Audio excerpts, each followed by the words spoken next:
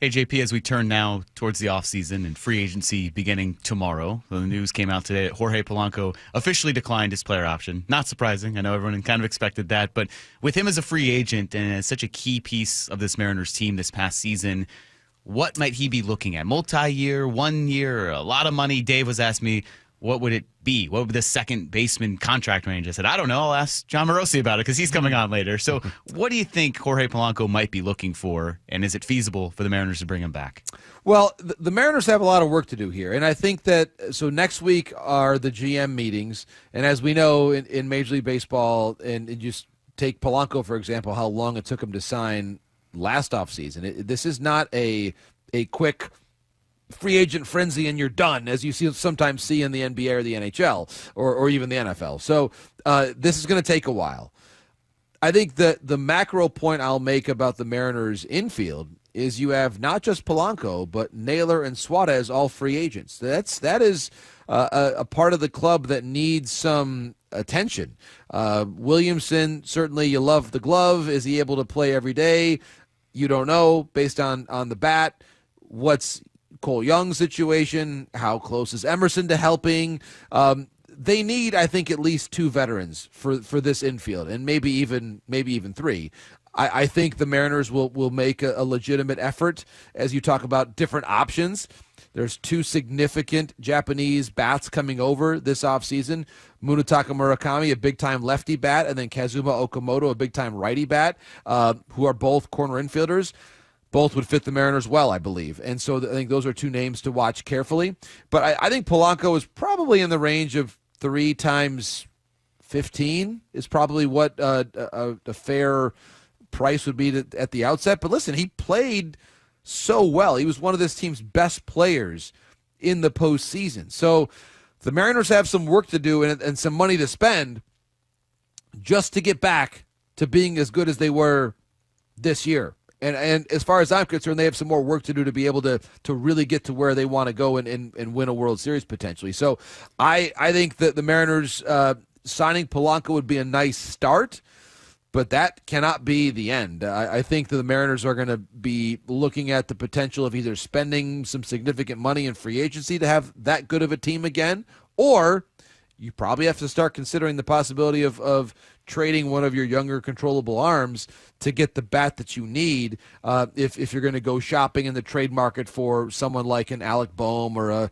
Yandy Diaz with Tampa, names we've talked about before. But I do think this is another time for the Mariners to revisit what they want their club to look like now, not just for 26, but beyond.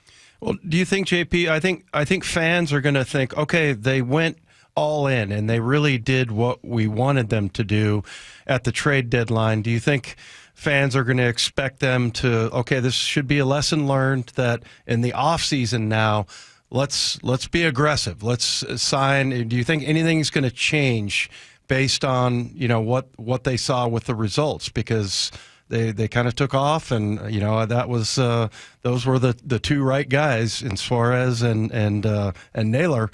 That maybe we should change our ways and be more active as far as trades in the offseason. Well, it was certainly a healthy year for the club from a standpoint of revenue, and obviously the postseason revenues are part of that equation. They have, in my estimation, a really good case to go out there and spend some significant money. And I think that at the very least, I'll sort of take one step back and say the following. A team that can spend good money on bats in free agency, whether it's, again, Murakami or even bringing back your own guys like Naylor and Suarez, teams can spend when they obviously have the money coming in, which they do. Good year at the gate, good year, partnerships, sponsorships, all those different things that go into it when you have a successful playoff run. That's part of the Mariners story right now. But when your rotation is relatively inexpensive, I say relatively, it allows you to allocate more money elsewhere on your club. Also, the belief that with a good farm system, I actually spoke today with a different GM from the National League. We were just talking baseball today, and he said to me, I think Seattle's got the best system in baseball, is what he said to me. So that's pretty high praise, and that's another form of currency and capital to where, all right, if your system's that good, you should be able to move up one of these players into an everyday role. And then that allows you to free up the money to really go after a significant bat. And hey, while we're talking about it, is there any reason why, with a team that's this good, that they should not be in the market for Pete Alonso? Why not? Right? He plays first base, and right now the Mariners don't have a first baseman for next season. So, and again, Mitch Garver's money comes off the books. So there are some different reasons to believe that the Mariners should be involved on some of the biggest names out there. And I think that when you think about those corner infield types, whether it's Murakami, whether it's Alonso, again, we've talked before about Bregman. I don't know if that would be tough for Seattle fans given the Houston rivalry. I was considering that today. How do Dave and Bob and Mike feel about Bregman? Well, we can talk about it today because Bob's not here. Okay, because so I was thinking to myself, I know what Bob would say, but I don't know how Mike and Dave necessarily feel about that. He was actually, I'll be honest, I've got my list of free agents and guys that I want to talk about today on the show, and right there, Pete Alonso is the third guy on my list, and Kyle Schwarber, he's another guy. I mean, like at this point, the piece of the puzzle here for the Mariners to consider is do you want to have a full-time DH, or do you want to rotate different guys through it?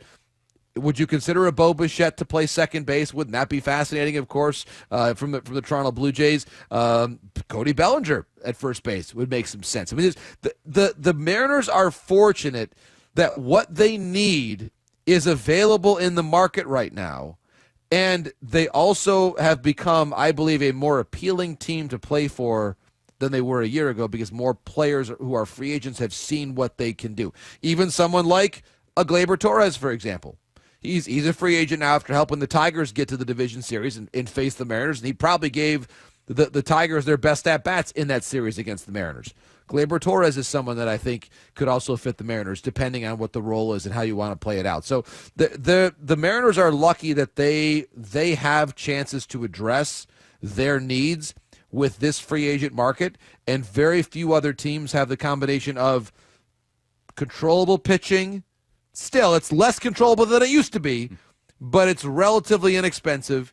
And then the prospect base allows them, if they want to spend big for one player and then fill in other needs by trading prospects, they also have the wherewithal to do that. So I think the Mariners are one of the most fascinating teams to talk about anywhere in baseball because of their combination of appealing roster, clear-cut needs, and the resources, both in terms of cash and prospects that they have to go pursue those needs. Well, JP, we are not patient. We want immediate answers. We want results of this player will sign now. Josh Naylor sign here tomorrow. We don't like waiting, but we know it's going to be a drawn-out process. So with the nature of free agency, as you outlined, are there any guys that logically make sense that you kind of think, okay, they'll end up here, this team might be going, that list that you have, anyone that you think, right, okay, I'm going to pencil in this guy here, and who might be the guy, or who do you think could sign early to kind of set this off and set everything in motion?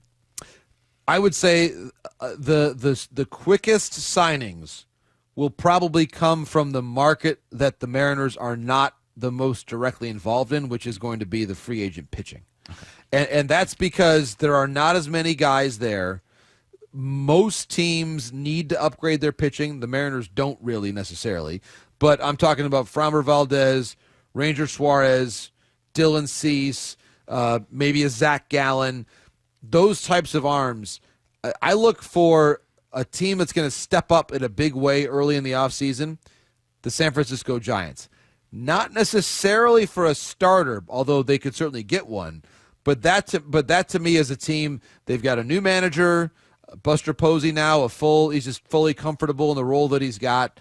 I look at that ball club and say one of those pitchers could certainly fit. Of course, Justin Verlander is now a free agent, but I like Suarez, Valdez, maybe even Cease. One of those guys going to San Francisco, and then I think on the opposite side of things, the team that I think could really drive the market on the position player front is the New York Mets. I mentioned Pete Alonso and said, hey, he'd be a great fit with the Mariners. And honestly, they should want Pete Alonso.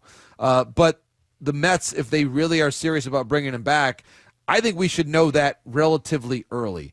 At this point, if they don't sign him relatively quickly, why would they still have a big back and forth there? I mean, that deal should be done by the winter meetings, and if it's not, then I think there's a decent chance that he's leaving. And then I also think that Bo Bichette did himself a ton of favors by the way that he played during that World Series. I wonder, though, for him to be a fit for the Mariners, he'd have to say, yeah, I'm all in on being a second baseman or a third baseman, because obviously shortstop is J.P. Crawford's until further notice.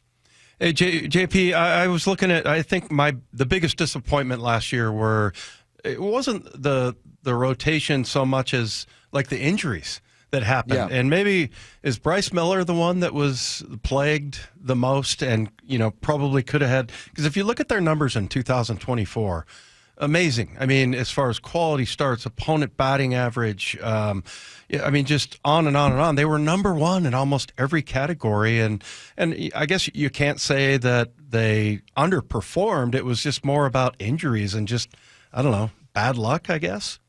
Yeah, I think that that was a legitimate issue, obviously injuries, and I think on some level it's really hard in this day and age, Dave, to have the same group of starting pitchers be that healthy year after year after year. I mean, even the smartest teams, look at the Dodgers and how many different starters they had to have. Toronto actually had a pretty healthy group, all things considered, this season. But I think if you have a core of 6 or 7 starting pitchers that are mostly healthy, and even sort of figuring that 1 or maybe 2 will be hurt for a significant length of time, that's the base case for me at this time in baseball. Just the velocity is so great. The stuff is so nasty. So many guys are throwing splitters now, and that's not necessarily the easiest pitch on your arms, long-term health, to throw it. So I think it's honestly just part of the cost of doing business at this point in time. And I think actually the Mariners do a pretty good job of keeping their guys healthy. Yeah. It wasn't as though they, while they did have some injuries, Dave, it wasn't as though they all of a sudden changed their practices from 24 to 25, and that was what led to it. I think they've just got a lot of really big-time power arms that are susceptible to injuries, like anybody that throws super hard does. I think one of the biggest things they've got to make sure that they insulate, and obviously they picked up Andres Muñoz's option, is maybe insulating him a little bit, because he threw a ton, including a lot of multi-inning outings during the course of the postseason. If I were them, I would look at bringing in someone maybe like a Robert Suarez, who's a free agent now from the Padres. I don't think they'll bring back Edwin Diaz necessarily, but I would, if I were the Mariners, I would be aggressive in looking to add and layer into my bullpen, because I don't want to feel like I've got to go to the well with Brash, with Spire, with Munoz, because I will say this for absolute certainty, okay, that when you have one deep playoff run one year, really the first time this group of guys has been through this as a unit, and then you come back the next year, those relievers, that same group, will not all be as good as they were this year. They just the law of averages says this is probably not going to be the case, and it's also harder to come back when you pitch a 7-month season than a 6-month season. So they would be very smart, in my opinion, to get some arms in who didn't have to throw quite as many innings out of the bullpen, leverage innings. Like, go look at the Colorado Rockies roster, go look at the Chicago White Sox roster, and start plucking some guys from there that were not overworked in 25 that could really help you in 26, because otherwise I think that's the part of the club for me, Dave, even more so than the rotation, that I have some legitimate concern about entering 2026. Okay, sounds great, JP. We'll talk to you JP. next week. All the best. Looking forward to it, guys.